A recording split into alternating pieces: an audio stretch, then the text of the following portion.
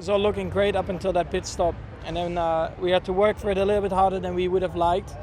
But luckily everything worked out, and we got back into the lead with a few laps to go. This is like, I think, a typical race Dietrich would have loved to see. We just pushed till the end. I couldn't have done anything better, I don't think, today. I'm really proud of myself in that respect. I'm really proud of the team. The pit stops were great. The strategy was great. We gave everything we could. We're fighting against a team that's 10k faster than us on the straight, and ultimately have won almost all the races. So for us to even be in the equation, I think is a huge positive. And I feel like we are limited by the tire degradation mostly. The pace is there, we've been strong all weekend, but then towards the end we ran out of tires, and then it was difficult. Yeah, it certainly means a lot for us.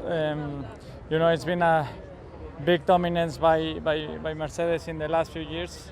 So I really hope that the era of Red Bull starts now, and that we are able to dominate the next few years. I mean, firstly, apologies to Carlos. You never want to be involved in an incident that ultimately destroys somebody else's race. When I attacked turn one, I was focused on the three cars around me, and I was expecting Carlos to try and fight it around the outside of Max. So I braked quite deep into the corner, and then when I saw he tried cutting back underneath Max, it was already too late for me there, and I couldn't avoid the incident. Yeah, very tough race. We had just a lot of things thrown our way. I guess the incident in turn one, having to avoid Carlos, so I lost 2 or 3 positions, and then coming back through, it was a lot of fun. Tough to get past so many cars, and especially with the pressure of the chance to get past Fernando with only a few laps to go. I knew I had to time everything perfectly and get past when I did, so it all went very well. We have a very strong car, and we changed tires from win, and we kept going, and it was amazing that the car managed to complete the 31 laps until the end, and we still finished P7 after being P17, so it was a good race. Obviously we lost some points, but I had some more fun at the end at least, and I knew Kevin will be a difficult one, so I was very fair. I knew it's going to be tight and he will not leave a lot, but just enough, and I used that, so it was good fun. Super happy. For us as a team, it's very important to get these points. Couldn't have come at a better time, but of course, got to lose the position to Seb. I have to say that was some driving from him. Yeah, it was really hard race, but yeah, happy to be back in the top 10. I was P7, I think, at one time, or P8, so we had those points. So it is pretty frustrating. I was hoping for like a Spa 2.0.